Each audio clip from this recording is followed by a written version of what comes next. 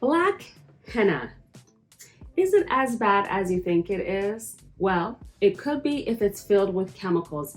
But today, I'm going to be showing you guys how to make your very own black henna naturally, which is actually what we call in the industry as Hengua, black henna paste, Jagua paste is what I call it, because to me it makes the most amount of sense when I'm trying to differentiate between henna paste and then a Jagua paste that stains black rather than how henna paste stains red. So I want to show you how to make it. So let's get into it. Welcome to my channel. My name is Khadija and I am the CEO and founder of Hennasooq. I specialize in henna natural hair dyeing, Ayurvedic healthy hair care. So what I have taken here today out of our henna and Jagua body art kit that we have at hennasooq.com is I have 50 grams of henna powder, very finely sifted. I like it. This one is just going to be smooth and creamy. And the henna I chose to use today in particular is going to be the Jamila henna powder, which you guys are going to love, especially those of you who are beginners, because it is smooth, and creamy. Like, it is probably the finest sifted henna powder I've ever come across in my 20 plus years. And I have some fructose sugar right here. And I like fructose sugar in particular because it is so easy to dissolve when you're making paste. And then we have the Jagua juice. So the Jagua juice is actually a juice found in South America and also Puerto Rico. You can find Jagua. It is a natural fruit that has, this bluish tint to it that it can stain on the skin and actually even on material like, cottons and silks and whatnot, and hair as well. So the Jagua juice is extracted from the Jagua with nice big old fruit. Almost looks like a big hard lemon from the outside. And then when you crack it open, it's like white with the seeds that are kind of bluish actually. They have a little blue kind of gray tint to it. And it's such a neat fruit because the Amazonian tribes use it naturally to stain their skin and make temporary tattoos. So it has a lot of cultural significance in that respect. And the Jagua can also be used to make a gel, but you have to go to our other videos to see, those Jagua videos. So check out our Henna Body Art Thursdays. And I also have some lavender essential oil. So essential oils are really important when you're making henna paste and Jagua paste. It gives it a boost to the color, getting you a richer result. So this is how you're gonna make your henna paste turn into Jagua paste and stain naturally a rich, dark, black stain without the crazy chemicals that you so often see, the chemical reactions on the skin and the rashes and the bumps and all the craziness when it comes to black henna. No, this is not it. This is the natural way. So now we have our henna powder. I'm going to add in our fructose. Here we go. You don't need a lot. And the purpose of the fructose is actually to help it stick to the skin better, because sometimes the henna paste and the Jagua paste, without this, it can crumble off really easily and you won't get a good stain. So I'm gonna add that in there. I added about 2 teaspoons to that 50 grams. And then I'm actually gonna mix this really well.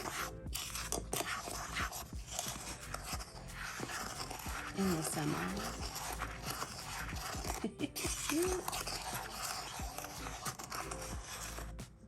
Ooh, yes.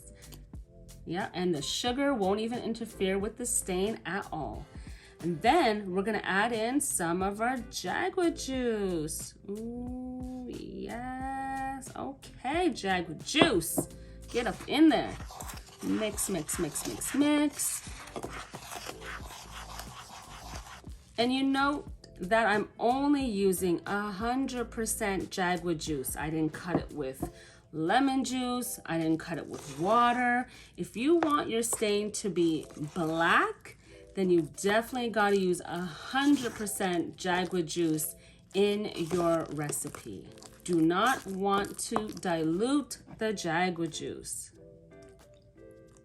Look at that. Isn't it so cool? Yes, I love it. And then you just gotta keep mixing. It's gonna be a good 5 to 10 minutes of mixing. And as you're mixing and getting a really nice consistency, you can actually make it a little thick if you want while it sits, because it does need to sit for dye release. This is not instant.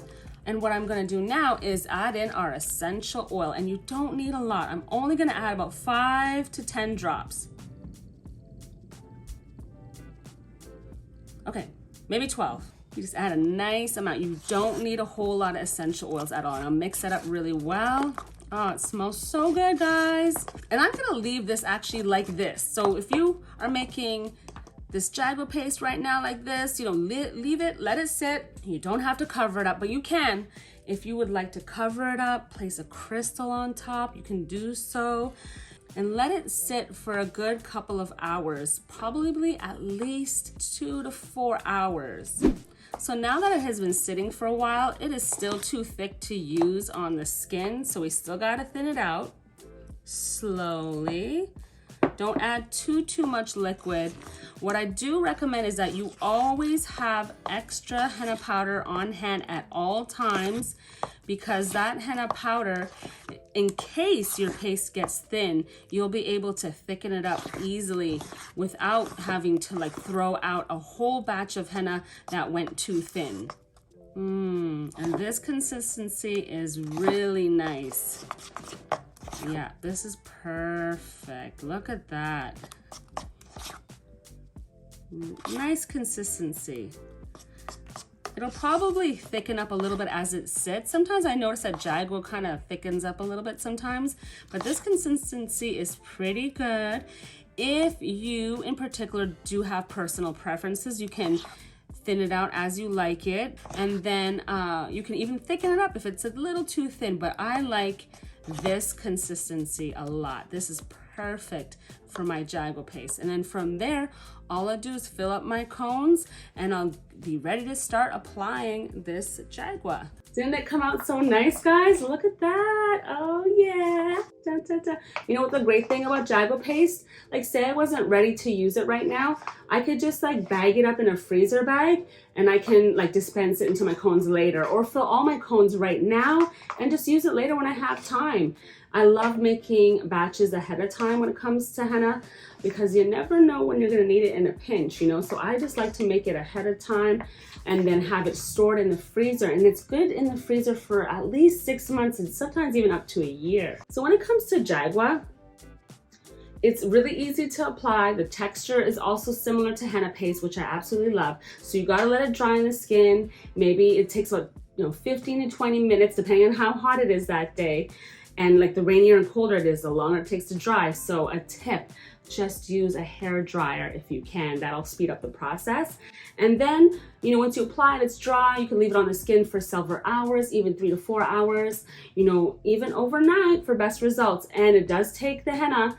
Once you crumble it all off, I recommend you definitely scrape it over the, the sink, so that you don't have like little bits all over, because I have had so many stains on my feet before. It's so funny. Like, you're just like, wait, why do I have like blue and red dots on my feet? Maybe a little bit of water, not too much, because you want to moisturize and really take care of wherever it is on your body, your skin. You got to take care of it really well, moisturize, use our henna care balm for best results. And there you have it. That stain is going to take about 24 to 48 hours to fully develop, and it'll just be absolutely gorgeous.